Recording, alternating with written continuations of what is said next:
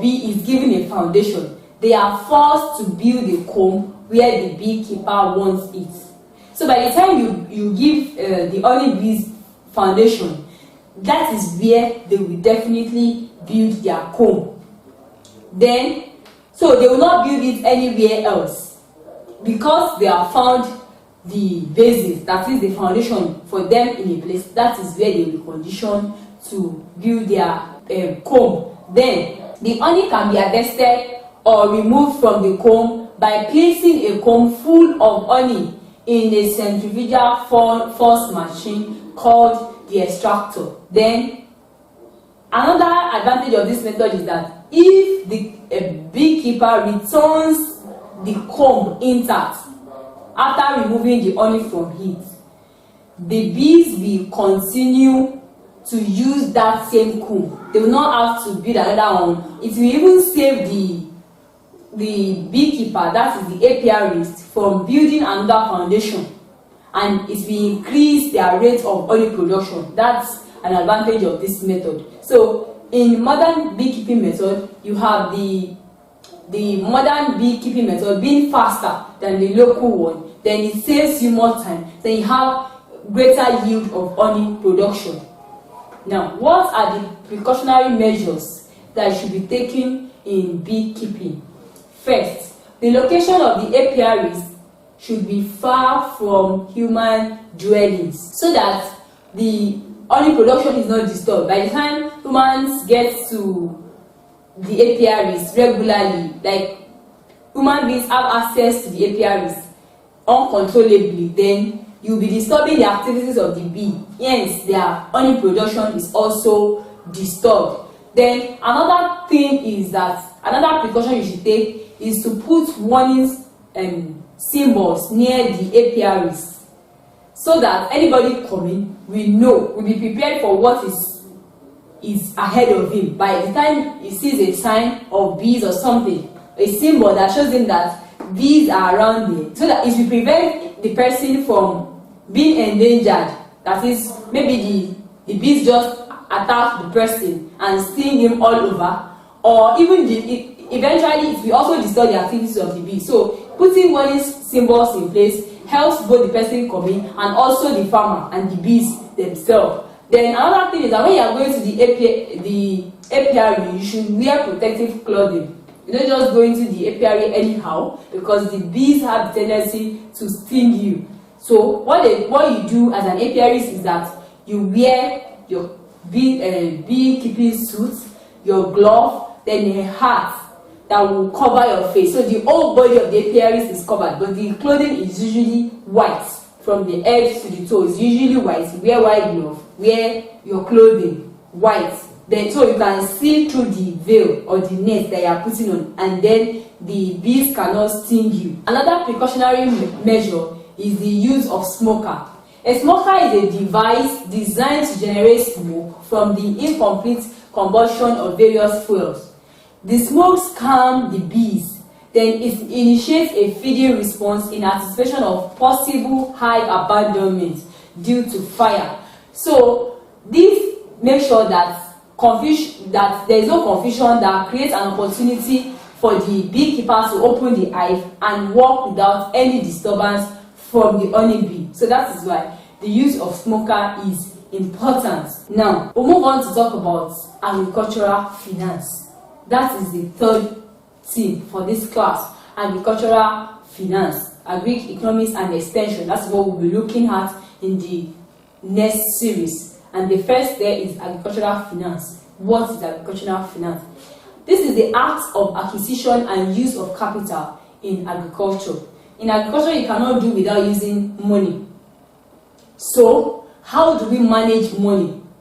How do we use it in making sure that we run our farming business or agriculture properly? That is what agricultural finance is all about. It deals with the demand and the supply of funds in the agricultural sector of the economy. So anything monetary that has to do with agriculture, agricultural finance is responsible for that. So what importance does agricultural finance have? First, it enables the farmer to meet seasonal and annual fluctuation in income and expenditure.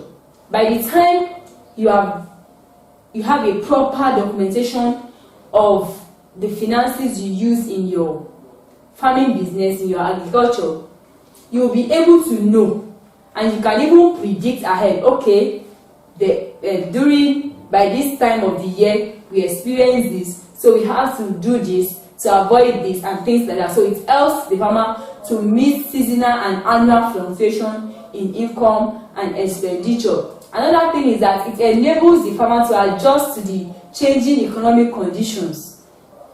It also increases the efficiency of the farmer.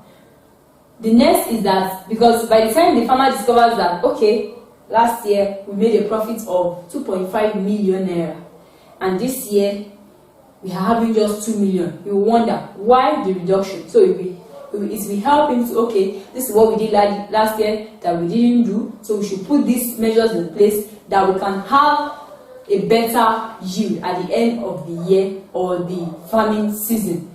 Another thing is that it enables the farmer to increase the size of his farm. By the time he takes proper record, okay, we made this gain, okay, we can use it to extend this farm so that we can make more money.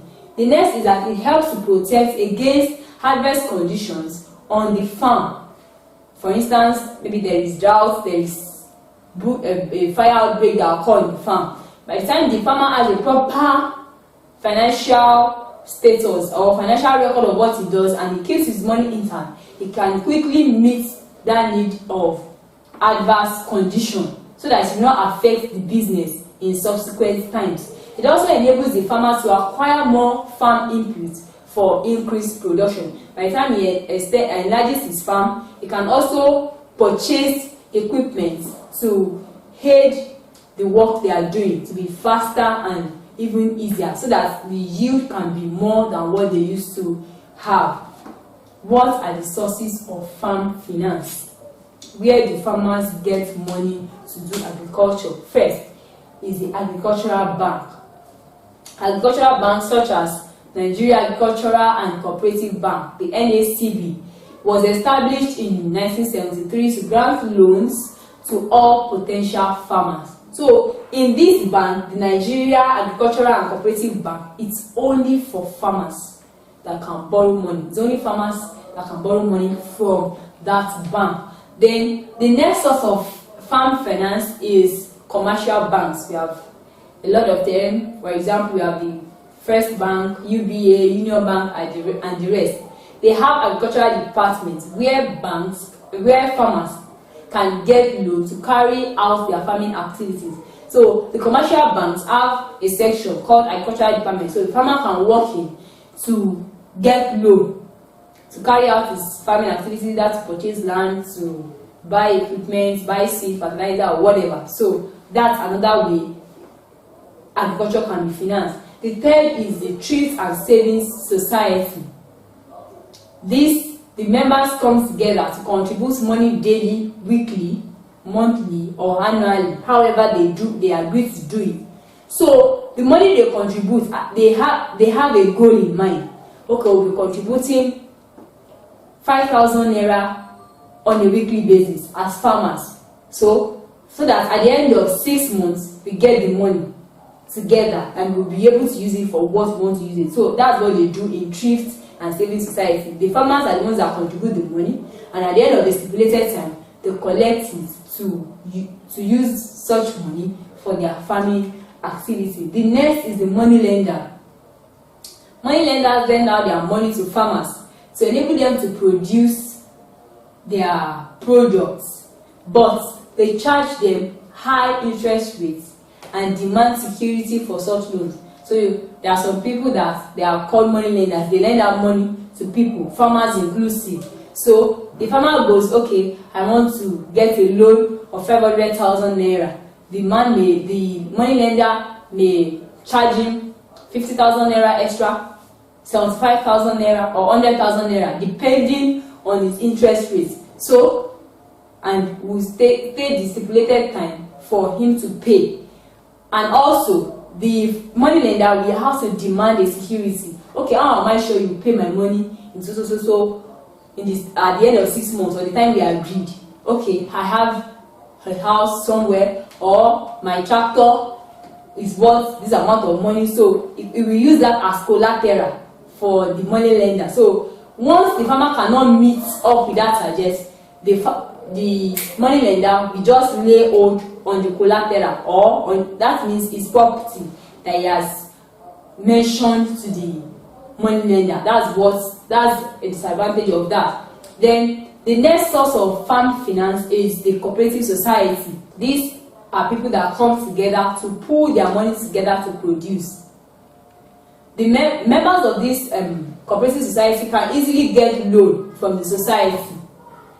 So when they come together to form a group, okay, farmers society, farmers cooperative society of so area and things like that, they come together, they contribute money. So whenever a member of the society needs money, okay, I need 1.5 million for this, so they can easily get that money and give the person, even though we pay interest on it, but may not be as high as those of the money lenders.